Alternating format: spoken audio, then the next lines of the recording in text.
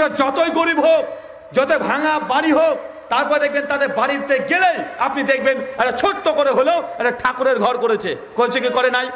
ঠাকুর ঘর আছে না নাই? আছে।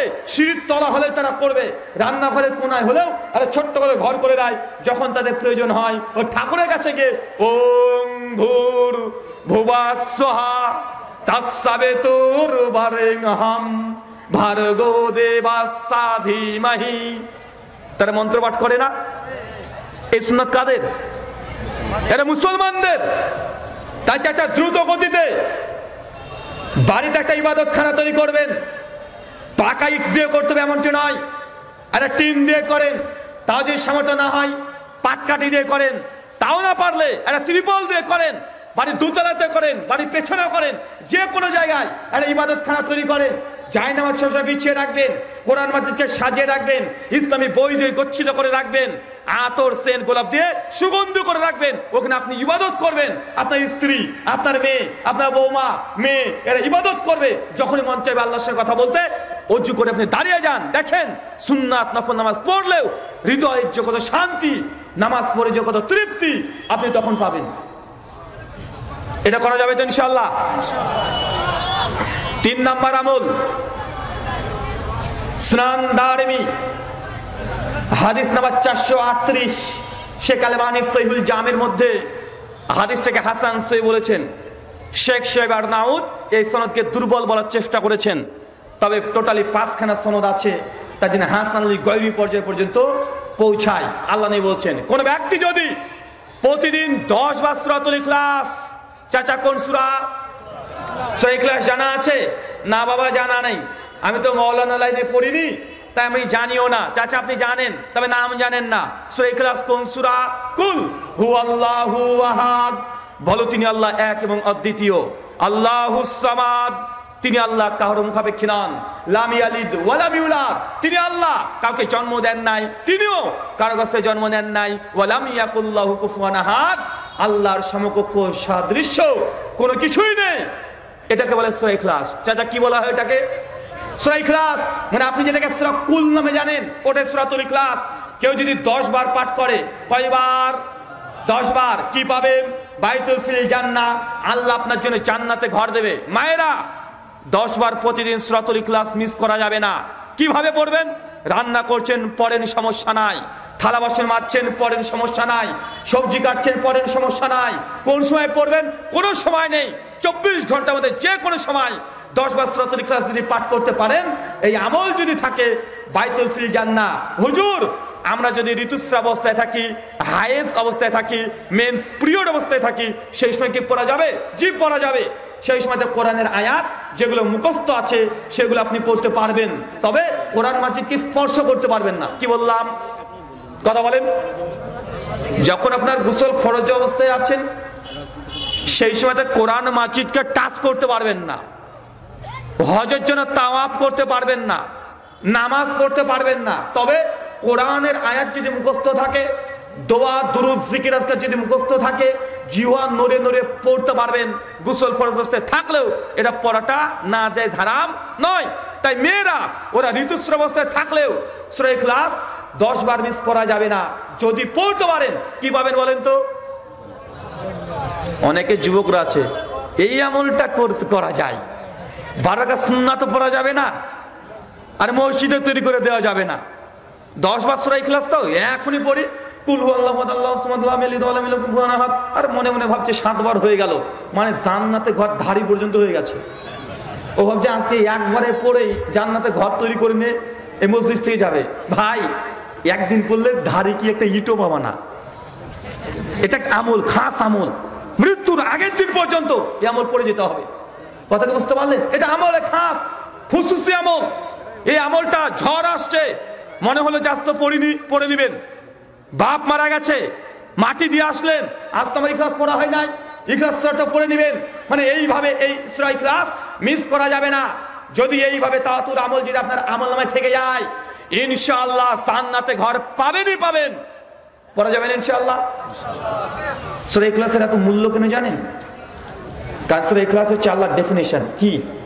আল্লাহর ডেফিনেশন। এই সূরা ইখলাস হচ্ছে আল্লাহ সুবহানাহু ওয়া তাআলা গোটা পরিচয় দেওয়া আছে। সূরা ইখলাস দিয়ে গোটা বিশ্বের যত ধর্মের ঈশ্বর আছে সবগুলোকে রিজেক্ট করা যায়। প্রথম, কুল হু আল্লাহু আহাদ, বলো তিনি আল্লাহ এক এবং অদ্বিতীয়। খ্রিস্টানরা বলছে না না, এক আল্লাহ কিছু করতে পারে নাকি? আল্লাহ হচ্ছে তিনজন, এক পিতা, পুত্র, পবিত্র আত্মা। বলে কি বলে না? মানে সূরা ইখলাস দিয়ে তাদের কনসেপ্ট বাতিল। আল্লাহুস সামাদ, আল্লাহ কারো মুখাপেক্ষী নন। লক্ষ্মী, দুর্গা, কালী, সরস্বতী, ভগবতী, রাম, কৃষ্ণ যেই বলেন না কেন তারা মুখাপেক্ষী কি মুখাপেক্ষী নয়? তারা মুখাপেক্ষী। লাম ইয়ালিদ ওয়া লাম ইউলাদ, যিনি আল্লাহ হবেন তিনি কখনো জন্মগ্রহণ করবেন না এবং তিনিও কাছে জন্ম নেন না। খ্রিস্টানরা জিসাসকে গড মনে করে বা সন অফ গড মনে করে, মানে তিনি জন্মগ্রহণ করেছেন। রাম, তার বাপের নাম হচ্ছে দশরথ, তিনিও জন্মগ্রহণ করেছেন। শ্রীকৃষ্ণ, তিনি দেবকীর ঘরে জন্মগ্রহণ করেছেন। পৃথিবীতে যত ঈশ্বর আছে তার জন্মগ্রহণ করেছে কি করে নাই? করেছে। তাই সূরা ইখলাস এমন একটা সূরা, ছোট্ট সূরা হলেও এই 4 আয়াতে আল্লাহর সম্পূর্ণ পরিচয় এর মধ্যে দেওয়া আছে। কয়টা আমল বলেছি?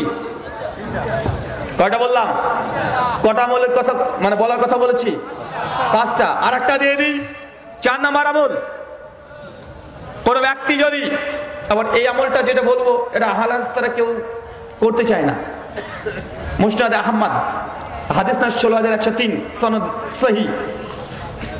আল্লাহ বলছেন তোমরা যখন কাতারে দাঁড়াবে, নামাজে দাঁড়াবে, কাদের সঙ্গে কাঁধ, পায়ের সঙ্গে পা লাগিয়ে দাঁড়াও। মাঝখানে ফাঁকাকে বন্ধ রাখো, কাতারকে একদম সোজা রাখবে। কেউ যদি কাতারকে জমাতবদ্ধ সীসা ঢালে পাঁচের মতো দাঁড়িয়ে যায়, আল্লাহ নবী বলছেন বাইতুল ফিল জান্নাহ, ওই ব্যক্তির জন্য জান্নাতে ঘর দেওয়া হবে। চাচা বলেন তো আমলটা সহজ না? কি করতে হবে? কাদের সঙ্গে কাঁধ, পায়ের সঙ্গে পা লাগিয়ে সোজা নিজ দায়িত্ব করে নিতে হবে। এইটা আমল যদি আপনার থাকে জান্নাতে ঘর পেয়ে যাবেন। অথচ আমাদের সমাজে দেখবেন যে আপনি যদি কাদের সঙ্গে কাঁধ, পায়ের সঙ্গে পা লাগাতে যান, পাশে যদি 4 বয়সের লোক থাকে আর আপনি ছোট মানুষ পায়ে লাগিয়ে দিয়েছেন, চট করে উঠে দাঁড়িয়ে বলে এই বিয়াদবের বাচ্চা, বিয়াদব, তোর বাপের চেয়ে তুমি বলে জানিস তুই পাতুল্লি মানে? বলে কি বলে না? বিশেষ করে আমাদের হানাফি ভাইরা এটাকে বেশি বলে। পায়ের সঙ্গে পা, কাদের সঙ্গে কাঁধ লাগানো ফজিলত, বাইতুল ফিল জান্নাহ, জান্নাতে ঘর পাবে। এই আমলটা আলহামদুলিল্লাহ আহলে হাদিস সমাজে আছে। এই আমলটা বন্ধ করা যাবে না। তবে হ্যাঁ, কোন হানাফি ভাই দাঁড়িয়েছে, কাদের সঙ্গে কাঁধ লাগিয়েছেন, পায়ের সঙ্গে পা দিচ্ছেন, সে সরিয়ে নিচ্ছে। একবার দিলেন, আরেকবার দিতে গেলেন, আবার সরিয়ে নিলেন, আপনার দিবেন না। কি করবেন না? দেবেন না। আপনার নিয়াত ছিল, আপনি চেষ্টা করেছেন, কেউ ইগনোর করেছে, ও পাবে না। কিন্তু আপনি নিয়াতের কারণে আপনি ইনশাআল্লাহ জান্নাতে ঘর পাবেন। কথা কি বুঝতে পারলেন? কয়টা আমল বলেছি? 4টে। আরেকটা আমল দেবো, এই আমলটা কঠিন।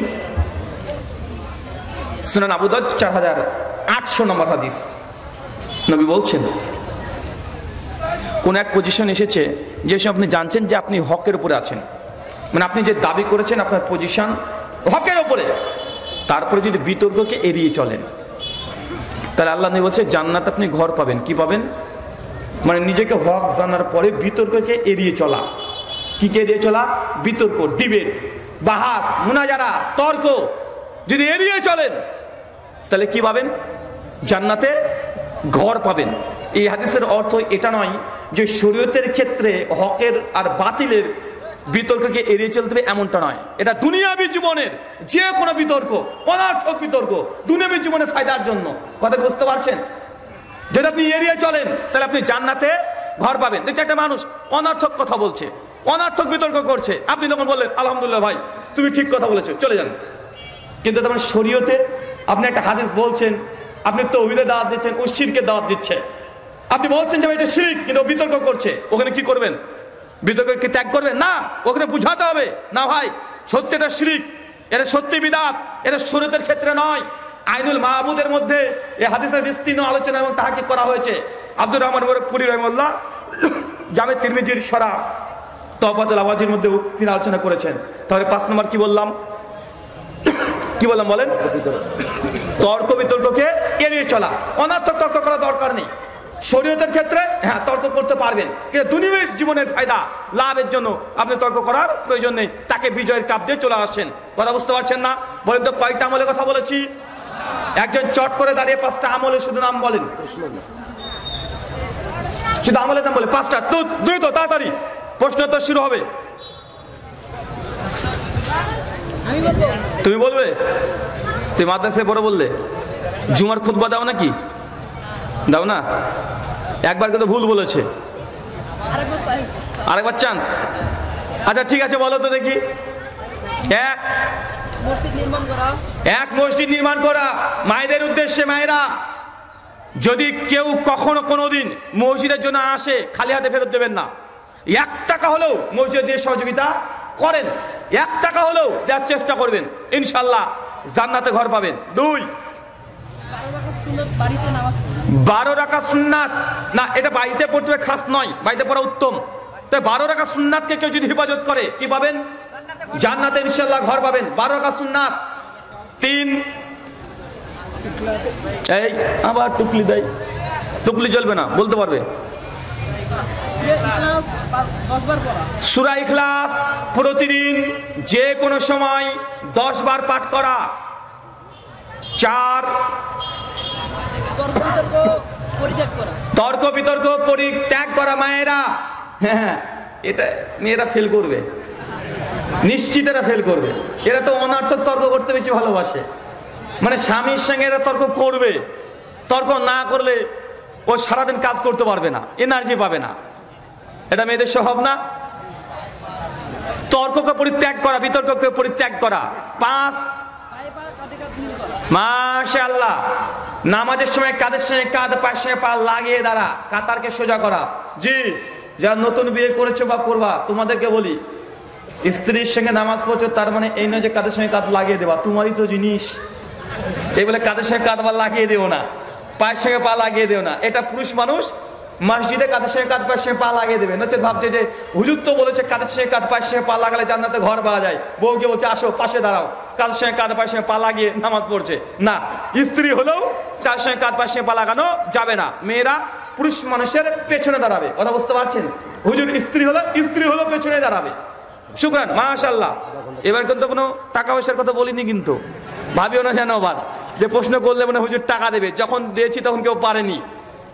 আলহামদুলিল্লাহ, 5টা মনে থাকবে তো ইনশাআল্লাহ।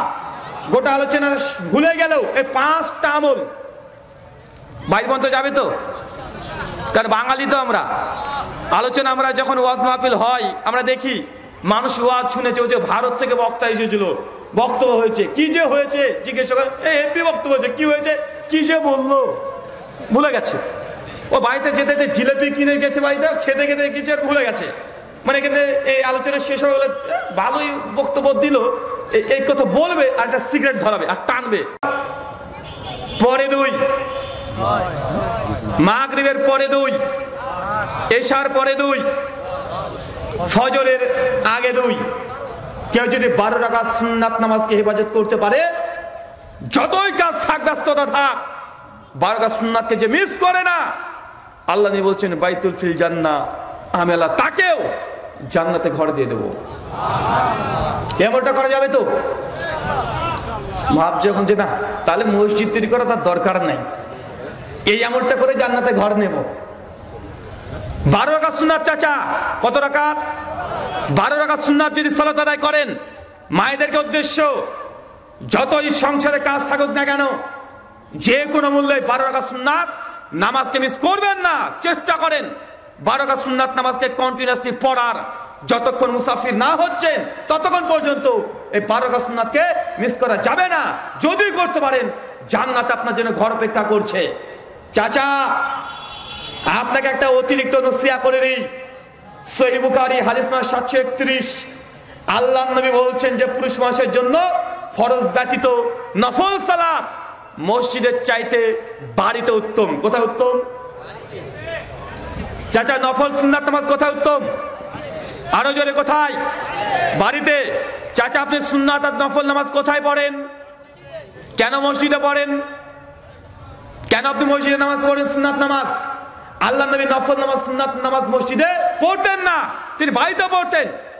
মসজিদে না যায় হারাম নয়, জায়েজ। তবে ভালো কাজ কোনটা, উত্তম কোনটা? বাড়িতে পড়া।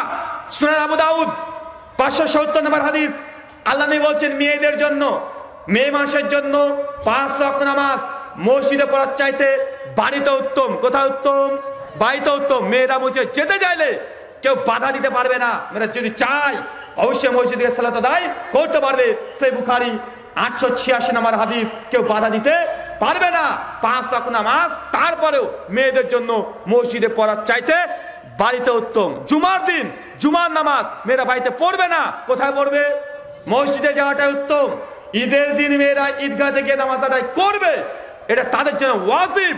এলাকাতে যদি ঈদের দিনের মেয়েরা যদি জামাত না করে, এলাকার মানুষের দায়িত্ব মেয়েদের জন্য জামাতের জন্য জমি কিনে তার জন্য ঈদের শরীক করা। কথা বুঝতে পারলেন না? চাচা, সুন্নাত নফল নামাজ পুরুষের জন্য কোথায় উত্তম? বাড়িতে। আপনি বাড়িতে অজু করবেন, অজু করে বাড়িতেই সুন্নাত নামাজ পড়বেন, ধাপে ধাপে ধাপে ধাপে মসজিদে আসবেন। নেকি আছে না নাই? মসজিদে গিয়ে ইমাম সাহেবের অপেক্ষা করবেন, যে লেট হয়ে যায়, ইমাম সাহেব আসতে লেট করছে বা এখনো সময় হয়নি, 2 রাকাত তাহিয়াতুল মসজিদ নামাজ পড়েন, আবার অতিরিক্ত নেকি পেয়ে যাবেন। ওই যে বেলাল বিন রবার যে জান্নাতে পায়ের আওয়াজ পেয়েছিল এই হাদিসের প্রতি আমল করার জন্য, কিন্তু আমরা আহলে হাদিস দাবি করছি, আমরা আহলে হাদিস, কিন্তু এই হাদিসটার প্রতি আমাদের আমল এখন আর পাওয়া যায় না। কেন? একটাই কারণ, যে আমরা এই একটা সুন্নাতকে পরিত্যাগ করে দিয়েছি। কোন সুন্নাত? বাড়িতে নফল সুন্নাত নামাজ পড়তে অভ্যস্ত হতে হবে। বলেন তো এই সুন্নাতটা এখন জীবিত না মৃত? মৃত না। তাবরানী আওসাত 1859 নম্বর হাদিস, আল্লাহ নবী বলছেন, কেউ যদি আমার মৃত সুন্নাতকে জীবিত করে তার আমল নামে 50 জন শহীদের মর্যাদা দেওয়া হবে। দেখেন, একটা সুন্নাতকে পরিত্যাগ করার কারণে কতগুলো হাদিসের প্রতি আমল নেই, কতগুলো হাদিসের প্রতি আমল নেই। আপনি তাহিয়াতুল মসজিদ আর পড়ছেন না কেন? ওই যে মসজিদে ঢুকেই আপনি সুন্নাতে দাঁড়িয়ে যাচ্ছেন না, এই যে এই সালাতটা আদায় করা হচ্ছে না। তাই আপনি বাড়িতে নফল নামাজ আর সুন্নাত নামাজ পড়তে অভ্যস্ত হন। আবু বকর রাদিয়াল্লাহু আনহু, ওমর ইবনুল খাত্তাব, তাদের প্রত্যেকের বাড়িতে একটা আলাদা ঘর ছিল, একটা জায়গা ছিল ইবাদত করার জন্য। সালফে সালিহদের প্রত্যেকের বাড়িতে, বেশিরভাগ বাড়িতে একটা ইবাদত খানা ছিল। ইবাদত খানা মানে একটা ঘর থাকবে। আপনার বাড়িতে আপনার ছেলের ঘর আছে, মেয়ের ঘর আছে, নিজের ঘর আছে, আল্লাহর ঘর কই? আল্লাহর ঘরটা কই? যেখানে আপনি ইবাদত করবেন, আপনার মেয়েরা নামাজ পড়বে, আল্লাহর সঙ্গে কথা বলার দরকার। রাত্রিবেলাতে টুক করে অজু করে আপনি তাহাজ্জুদ নামাজে দাঁড়িয়ে যাবেন, তাসবিহ, তাহলিল, জিকির, আজকার, কোরআন পাঠ করার জন্য একটা ঘর লাগবে কি লাগবে না? কথা বলেন। এটা মুসলমানদের ঐতিহ্য ছিল যে বাড়িতে সবার ঘর আছে, একটা ইবাদতখানা এক্সট্রা তৈরি করতে হবে। কিন্তু এই সুন্নাত এখন মুসলমানরা পালন করছে না। এই সুন্নাত নিয়েছে হিন্দু ভাইয়েরা। কারা নিয়েছে?